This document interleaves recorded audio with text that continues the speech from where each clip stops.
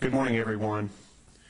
1 week after Florence made landfall, North Carolina continues to feel the effects of the storm. Flooding continues in parts of our state, and 12 of our river gauges are measuring at major flood stage. Some locations won't see rivers crest until late in the weekend, and flooding will continue well into next week. This means that lives are still at risk, and people need to stay alert for local evacuation orders. Last night there was a significant rescue operation in Bladen County, in the town of Kelly.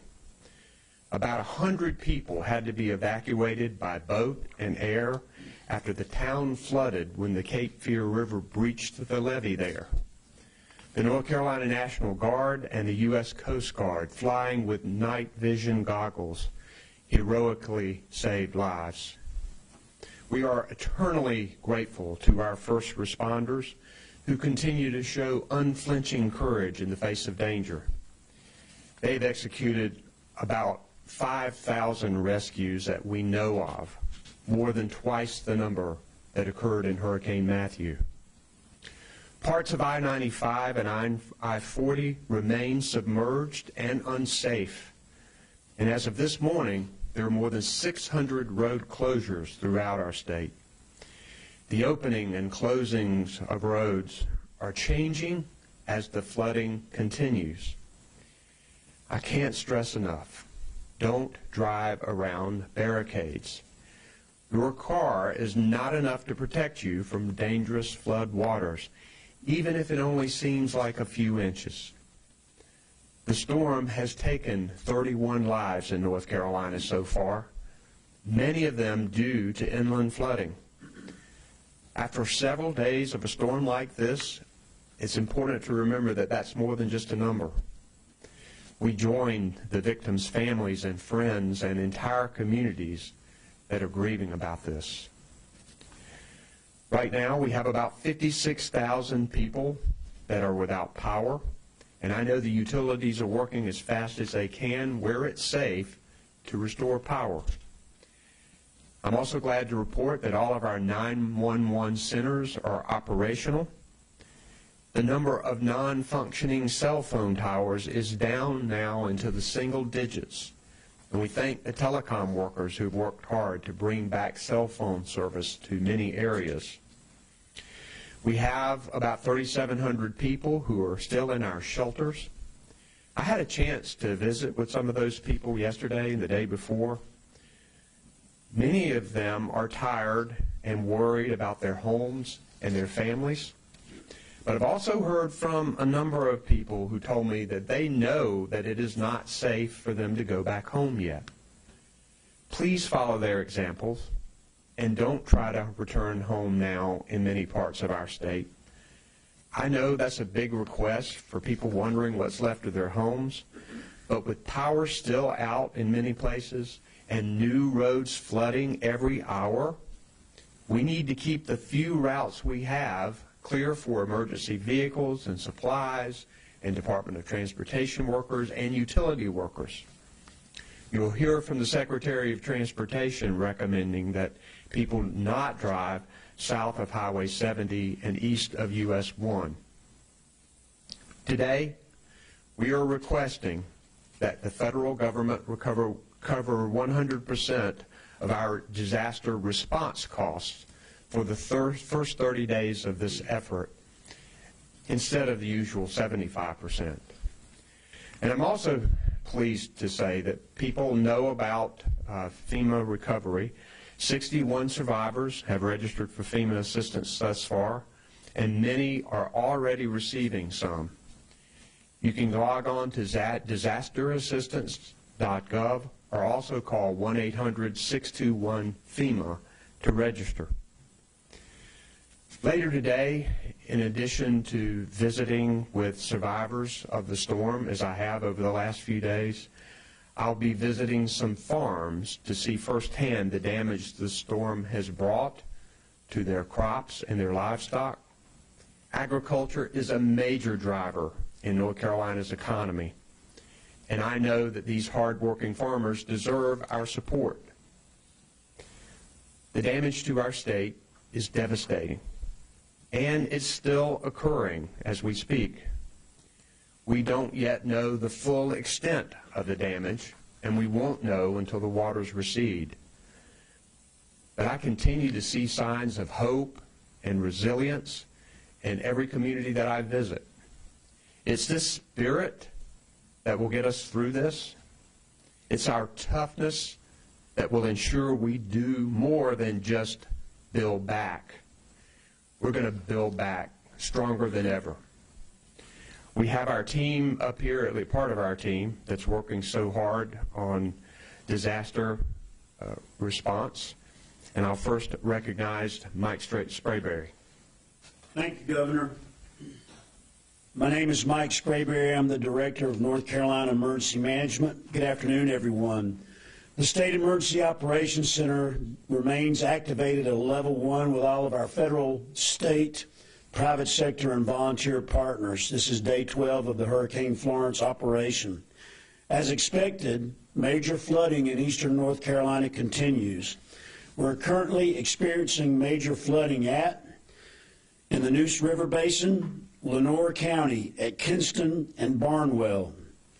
Kinston is still rising. Kinston is expected to have flooding peak tomorrow, September 22nd. Greene County at Hookerton is reporting major flood stage. Flooding is expected through September 28th.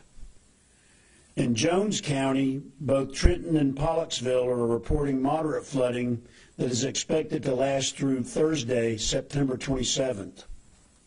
In the Cape Fear River Basin, Pender County at Burgaw and Black River at North Carolina 210 are both reporting major flood status. Duplin County at Chinkapin is also reporting major flood status.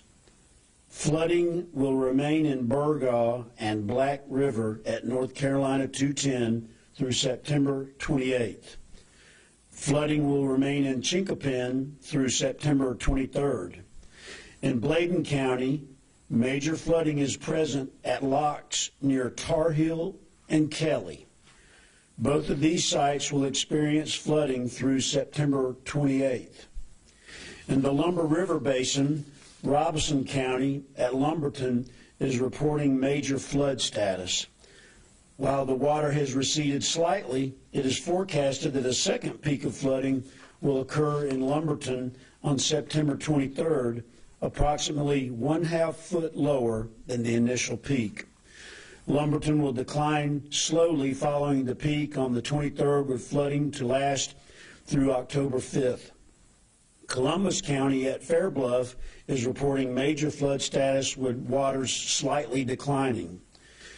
With the water starting to decline there, Fairbluff will experience the same second peak in water elevation as experienced in Lumberton. We urge everyone to use the North Carolina Emergency Management Flood Inundation Mapping and Alert Network, known as FIMAN, to ensure you are aware of potential flooding in your area by logging into fiman.nc.gov. That's fiman.nc.gov. You can also sign up to be alerted by text messages and emails as rivers or streams rise in your location. The State Emergency Response Team continues to be engaged in wide area search and rescue, and we continue to push aggressively commodities such as pumps, food, water, and other items. Sheltering also continues to be a top priority for our displaced citizens, and we are still operating our 8 mass feeding kitchens in Wilmington, Jacksonville, Hope Mills, Kinston, Lumberton, New Bern, Washington, and Wallace to provide hot meals. We thank our Red Cross, Salvation Army, and Baptist Men partners so much for their help there. We're also engaged in detailed planning for the activation of temporary shelter assistance program, and we anticipate establishing disaster recovery centers in the coming days. As always, follow the instructions of your local officials and stay tuned to your local media to ensure situational awareness.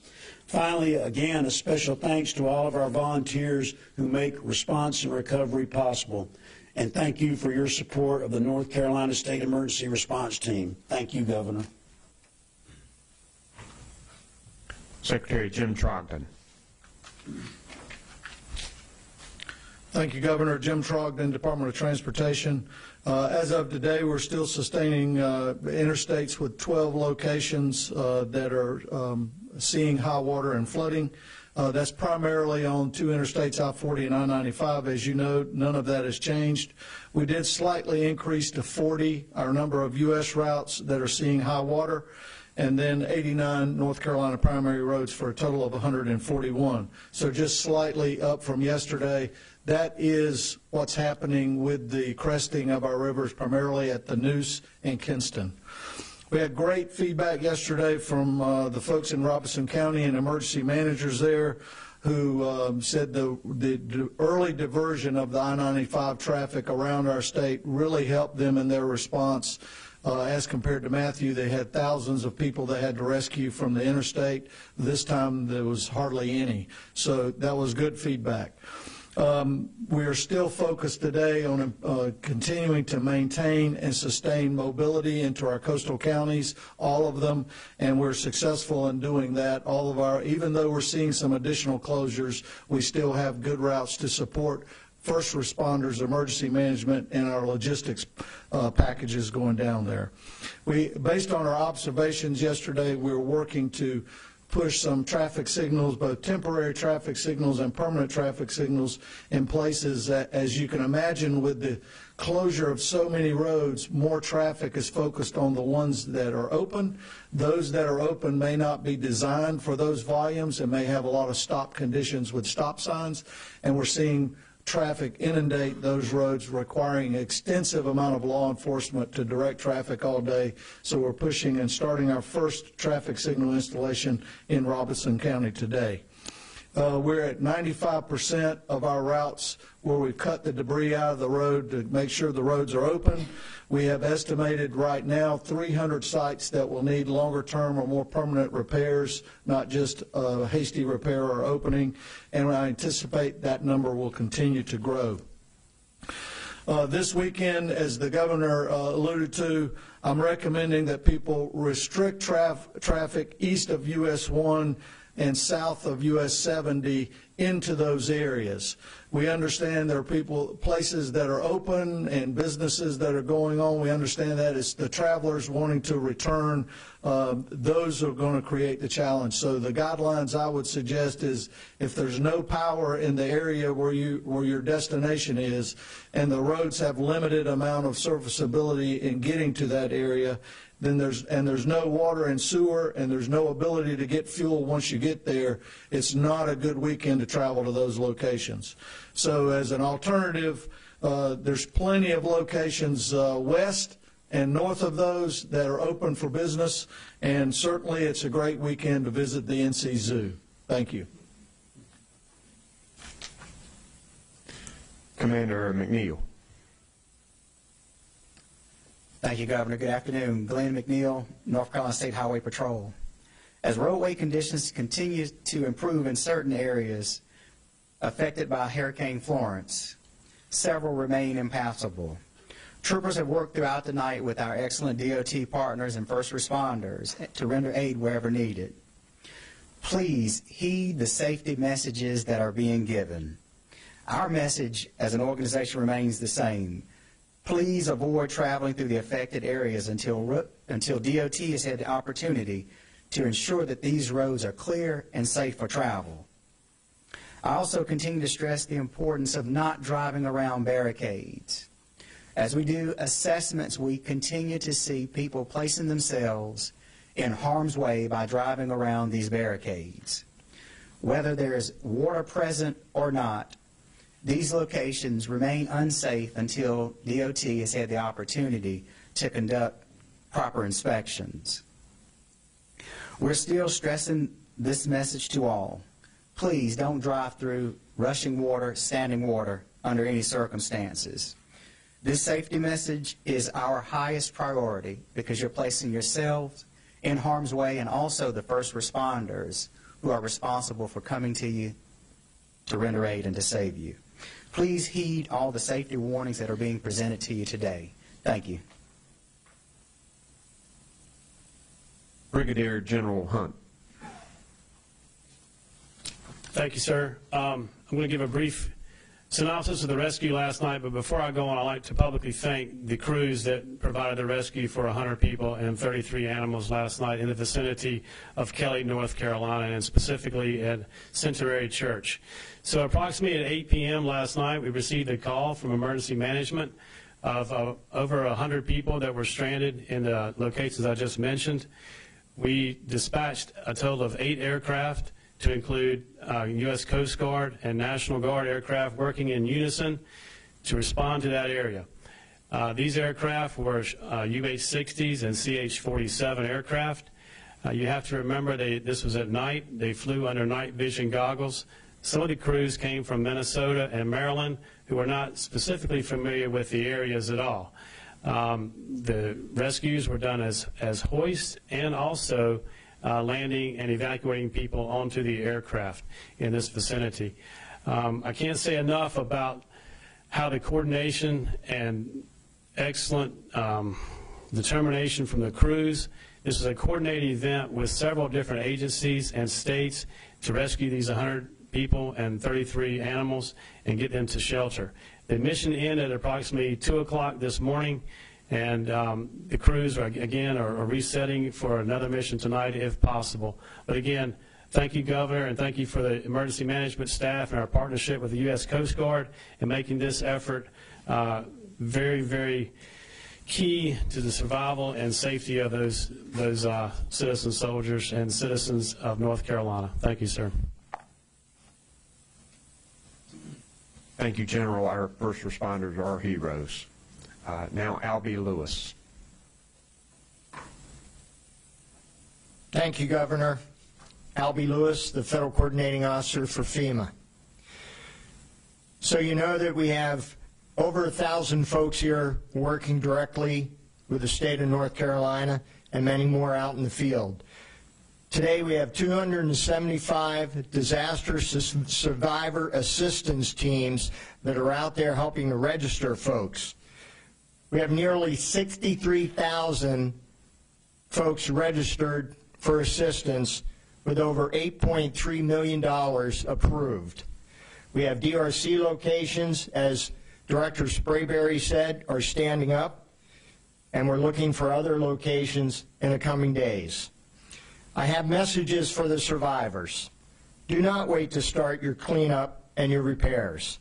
You should document your damage by taking photos and save all your receipts for cleanup and repairs. Remember that FEMA is just one part of the team here, and we help you on your recovery. We work with the local, state, federal, as well as the voluntary agencies in the whole community approach. And although FEMA cannot make you whole again, it will help you recover and move forward by providing grants for basic repairs to make your home safe, sanitary, and secure. Thank you. Thank you, Albie. We continue to appreciate our FEMA partnership. Questions for any of the team or for me? Maybe the general can answer this. Do you know what shelter the folks from Kelly were taken to, where they are now? Yes, sir. We took them to Kinston Airport, and they were in a shelter up in Kinston vicinity. Could you identify yourself, your name totally? Yes, Brigadier General Todd Hunt. I'm the Director of the Joint Staff for the North Carolina National Guard. And then if I could shift gears, we're hearing now that the Cape Fear River may have coal ash in it because of a breach near there. Maybe Secretary Reagan, you can speak to that. I mean, this has come out in the last half hour, I believe. Michael Regan, Secretary for the Department of Environmental Quality. What we know is the Cape Fear River has spilled into the Sutton Lake. Sutton Lake has spilled over into Duke's transmission yard, so they have evacuated their employees. What we don't know at this point is if any coal ash has filtered into the Cape Fear River. we plan to conduct flyovers and or partner with the Department of Transportation to look at drone capabilities to see if we can ascertain that. And if I could just follow up, I mean, it seems like the information that we're getting on environmental issues is coming from activists who are in boats taking video of places like this, or from farmers or from Duke Energy. We're not really hearing much from DEQ. Why is that we're able to hear from some of these other entities but not from the state? What we've done is, in many of these cases, we have utilized flyovers, and we have been on site where we believe it is safe. Our goal is to not put any of our state employees in harm's way and or inhibit any of the operations that our sister agencies are conducting. So we are governing ourselves very carefully, but where we can access, we have. In many instances, with flyovers, we're able to ascertain certain information. What we have not been able to do is get our feet on the ground to get some of the sampling, the water quality sampling. And so I would say that we are knowledgeable about what we can see. What we want to get more information on are the exact implications of that coal ash on water quality.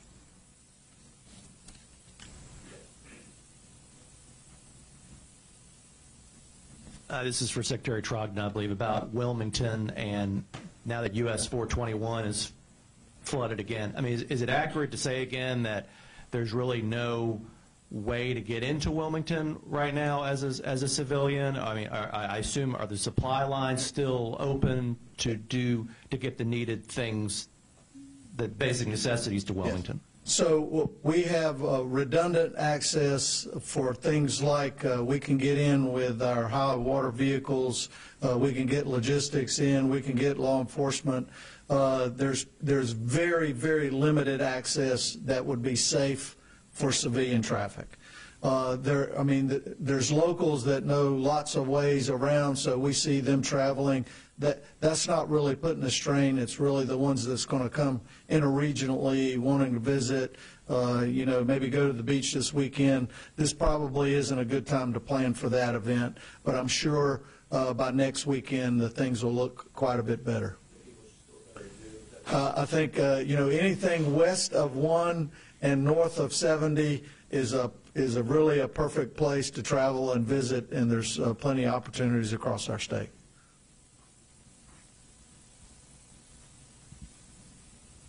Okay, we'll let you know when the next briefing will be held. Thank you.